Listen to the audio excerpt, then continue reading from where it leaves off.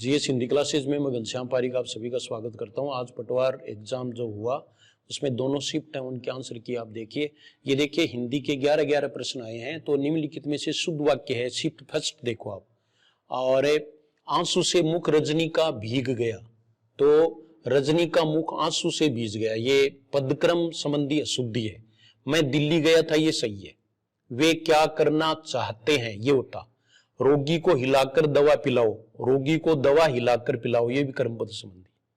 भार शब्द में नीत प्रत्यय है ए। चौमासा इस समस्त पद में कौन सा समास है, तो चौमासा में द्विगु समास है। चौमासा में हमें द्विगु करना है। हालांकि ये बहुव्रीहि भी हो सकता है, 4 मास विशेष।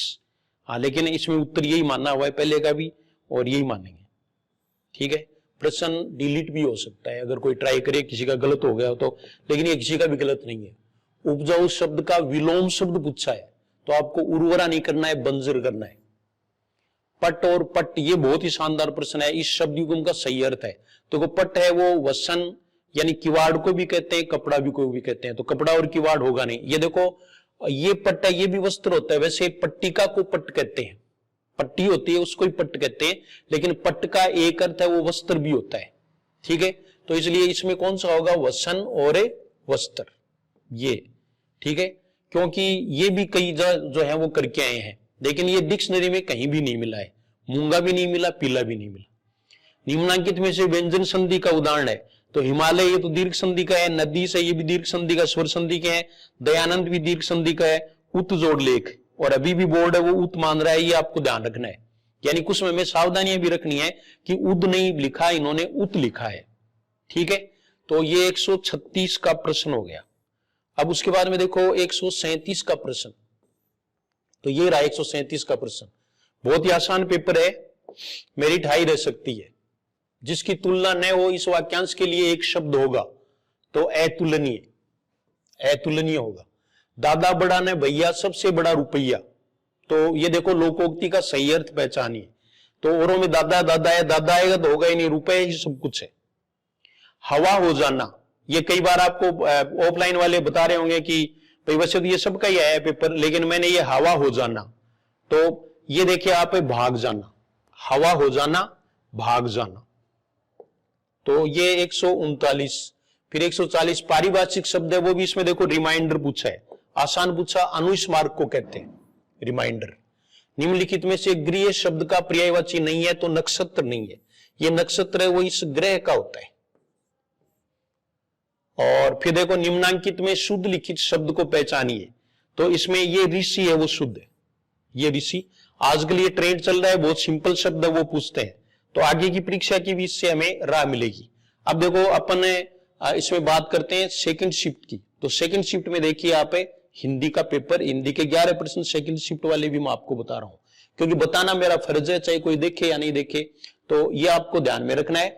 और सेकंड ग्रेड वाले हैं वो आज का दिन है, तो वो आप अभी 2 दिन और बढ़ा देंगे।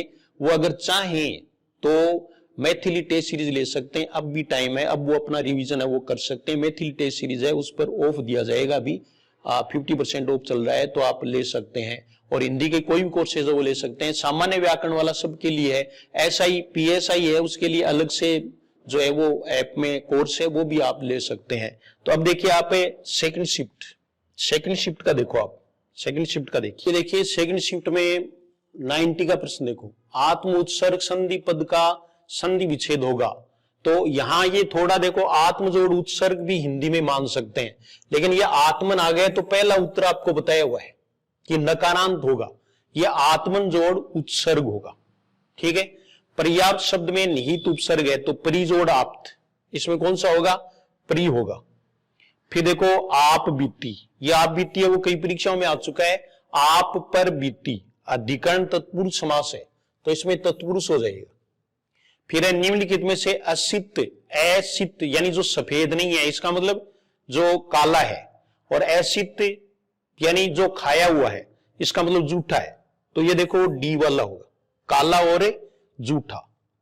फिर ये देखो 144 का प्रश्न, निम्नलिखित में से प्रज्ञ का विपरीतार्थक शब्द क्या होगा, तो अज्ञ होगा। प्रज्ञ का क्या होगा, अज्ञ। विज्ञ का भी अज्ञ होता है, इसका भी अज्ञ होगा।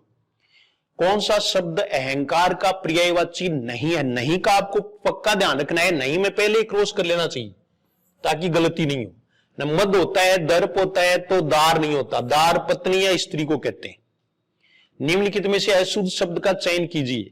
तो स्मृति सही है, विस्मयार्थक सही है, भावहीन, देखो कितने सामान्य प्रश्न पूछने लग गए, ये ट्रेंड चेंज किया है, भावहीन ऐसे लिखते हैं, शिथिल है वो सही है। फिर इसके बाद में देखो 147 का प्रश्न, निम्नलिखित में शुद्ध लिखित वाक्य है, तुमने अनेक मृग देखे, उसका आत्मा निकल गया, नहीं उसकी आत्मा निकल गया। संस्कृत में आत्मा है वो पुल्लिंग है, लेकिन हिंदी की बात कर रहे हैं हम। आप कहां जाएंगे, जाओगे नहीं, अभी जो है वो कमेंट भी करेंगे ऑफलाइन वाले अगर देख रहे हो तो। मैंने अभी बताया था कि आपके साथ में बहुवचन क्रिया आएगी। अब 5 बजे है, ये भी सही नहीं है, 5 बजे है, तो तुमने अनेक मृग देखे, ये अनेकों होता तो गलत हो जाता।